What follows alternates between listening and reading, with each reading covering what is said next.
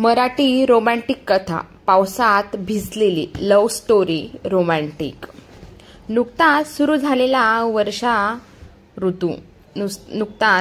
झालेला वर्षा ऋतू काळ्याभोर ढगांनी जराशी जवळी साधलेली केव्हा वाऱ्याची प्रेमळ झुळूक स्पर्शून जाते आणि मी तर कणाकणात बरसतोय हेच असेल जणू काही त्या ढगांच्या मनात. उन्हाळ वारा हसत हसतच स्पर्शून गेला आपल्या सख्याला. त्यानेही अलगद कवेत घेतलं तिला. एवढी उन्हाळ असूनही बरसला तो मुक्तपणे आपल्या प्रेयसी संगे. अशाच मुक्तपणे बरसणाऱ्या त्या प्रियकराच्या संगे अजून खूपशा प्रेमळ कहाण्या तयार बरसतात आणि साक्षीला असतो हा बरसणारा प्रियकर आणि त्याची उन्हाळ चंचल प्रेयसी. त्या रात्री असाच हा बरसत होता. कुणाचं भान नव्हतं याला. बस तिच्या प्रेमात वाहून जायचं माहीत होतं त्याला. अशाच त्या रात्री तीही चालली होती रस्त्याने एकटीच बिचारी. हॉस्टेल रूम पासून कॉलेज तसं खूप लांब. एक्स्ट्रा क्लासेसमुळे हिला एकटीलाच उशीर व्हायचा रूमवर जायला. याआधी हा बरसणारा वेडा प्रियकर नव्हता. त्यामुळे कितीही वाजता निघाला थोडा उशीर झाला तरी चालायचं. आता याचं आगमन झाल्यामुळे बस सगळी कामं आपल्या जागी पडून राहायची. तसं तिलाही असा बरसणारा प्रियकर खूप आवडायचा. जवळ छत्री असली तरी ही मुद्दामून ती बॅग मध्येच ठेवायची. कारण त्याचा स्पर्श व्हायचा ना तिला. अंगावर थेंब पडताच अंग शहारून जायचं. जसं खूप दिवसांनी भेटलेला प्रियकर आपल्या प्रेयसीला ओढून आपल्या बाहुपाशात घेत आहे तसं अशीच ती निघाली होती. ती मुग्धा नावाप्रमाणेच नाजूक, गोरीपान गोड, कोणालाही पहिल्या भेटीत आवडेल अशी, आपलंसं करेल अशी ती गोड मुग्धा त्या रात्रीही निघाली होती. ती एकटीची त्या बरसणाऱ्या प्रेमात न्हात आपल्याच धुंदीत मदमस्त होतं. जशी कोणी हरणीचं आहे जी निघाले सोयरपणे आपल्या कस्तुरी उधळत. त्या पावसात चिंब भिजलेली आपल्याच नादात होती मुग्धा. अचानक थांबली. तिला हालचाल जाणवली काहीतरी. तिला माहीत होतं या धुंद आणि मन चिंब भिजवणाऱ्या पावसात कोणीतरी तिचा पाठलाग करतंय. कोणीतरी तिच्यावर लक्ष ठेवून आहे ती जाणून होती. फक्त ती या क्षणाची वाट बघत होती की ती पाठलाग करणारी, लक्ष ठेवणारी जी कोणी व्यक्ती आहे ती स्वतःहून समोर यावी. 3-4 दिवस झाले मुग्धा वाट बघत होती.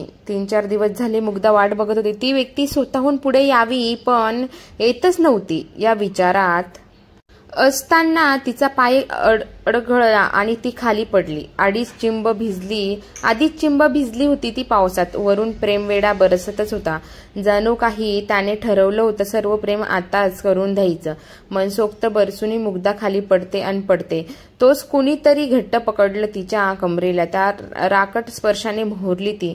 तिने ओळखलं हा स्पर्श पुरुष आहे. यासाठीच तर तिचं नाटक होतं हे सगळं. खाली चिखलात पडण्याचं. निदान अशी तरी ही व्यक्ती बाहेर येईल आणि कोण आहे ते कळेल. त्याने तिला अलगद पकडून उभं केलं. त्याचे हात अजून तिच्या कमरेभोवतीच होते. तिने आपला नाजूक चेहरा हळुवारपणे वरती करून पाहिला की कोण आहे हा. अरे हा तर तोच आहे. तो लायब्ररीत आपल्यासमोर बसलेला असतो. आपण जे पुस्तक घेऊन वाचायला त्यालाही हेच हवं असतं. वाचन कमी आणि आपल्याकडे हात जास्त बघत असतो. खूप दिवस झाले याचे हे खेळ चालूच होते. आता तर हा पाठलागी करायला लागला आहे. आपण कोण समजतो. कोण हा स्वतःला काही बोलायला तोंड उघडणार तेवढ्यात त्याने मुग्धाच्या ओठांवरती आपलं बोट ठेवलं. त्याचं खूप छान होता तो दिसायला. उंचपुरा, गोरापान, लांब नाक, काळेभोर डोळे, कमावलेली शरीरयष्टी अगदी मजबूत होती. तो खरंच नावाप्रमाणे मोहित होता तो. सर्वांना जसा श्रीकृष्ण आपल्या गोपिकांना मोहवायचा ना, अगदी तसं. खरं तर मुग्धालाही खूप आवडायचा तो. मग मुग्धा स्वतःहून यात पडणं टाळायची. ती घाबरायची या सर्वाला, प्रेम वगैरे या प्रकरणाला. त्यामुळे ती 2 हात लांबच असायची या सर्वापासून आणि तो या क्षणी एवढा जवळ होता तिच्या. अजूनही त्याचे दोन्ही बाहू तिच्या कमरेभोवती घट्ट वेखा घालून होते.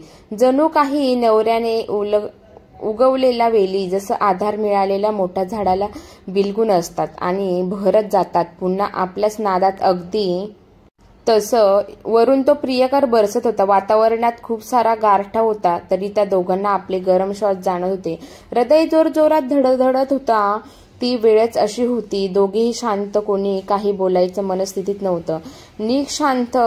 नीरव शांत. बस तो वरून बरसणारा मेघराज आणि या दोघांचे जलद गतीने चालणारे श्वासोश्वास याचाच काही आवाज होत असेल तर इकडे मुग्धाची हालचाल वाढली. ती स्वतःला मोहितच्या पकडेतून सोडून पाहत होती, पण त्याची पकड एवढी घट्ट होती ना, नाही सोडू शकली ती.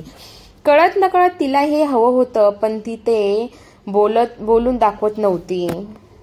आणि हे मोहितला माहीत होतं. न जाणे कसं पण तीही त्याच्या प्रेमात पडली होती. एवढे दिवस सारखा हा तिच्या अवतीभोवती मागे पुढे असायचा, त्याचाच हा परिणाम होता.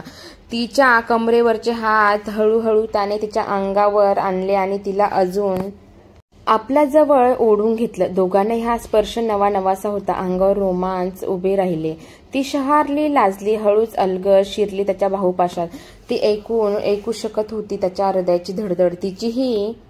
तिचीही अवस्था अशीच होती. त्याने हळुवारपणे तिचा कोमल चेहऱ्यावरती केला. नजर तिची लाजत होती. अजून बघायला ही तयार नव्हती ती त्याच्याकडे. त्या बरसणाऱ्या वेड्या प्रियकराच्या पाण्याने थेंब हलकेच चेहऱ्यावरून ओघळत होते तिच्या. त्यांना बघून हा अधिक मोहित झाला. हळूच बोलला, वरती बघ मुग्धा, नको लाजू. असं प्रेम नाही माझं जे तुला अर्ध्यावरती सोडून जाईल. पूर्ण जन्माची साथ हवी मला तुझी. देशील ना मला तू साथ? होशील का तू माझा उन्हाळ चंचल वारा? मग मीही बरसेन वेड्यासारखा तुझ्या प्रेमात. क्षणभर थांबली मुग्धा आणि मोहितकडे बघत हळूच मान हलवले. होकार दिला तिने मोहितला. मोहित आनंदाने जोरजोरात ओरडू लागला, हे बघ बरसणाऱ्या मेघा, आता मी एकटा नाहीये. माझ्याकडेही एक अवघड वारा आहे. बरसून घे तू बेभान आणि हो साक्षी आमच्या प्रेमाचा. असं म्हणतच त्याने आपले ओठ मुग्धाच्या ओठावर टेकवले. ती शहारली, बावरली आणि मोहितवरची तिची पकड अजून घट्ट झाली. दोघेही धुंद होते एकमेकांच्या नशेत. नजरेत नजर, गरम श्वास, ओठात ओठ, हातात हात, कधीही न सुटण्यासाठी आणि वरून बरसणारा तो जसा काही अमृत वर्षा करत होता. मोहित मुग्धाच्या प्रेमावर बेधुंद बरसत होता. आज साक्षीदार होता ना तो अजून कोणाच्या तरी सुरेख प्रेमाचा.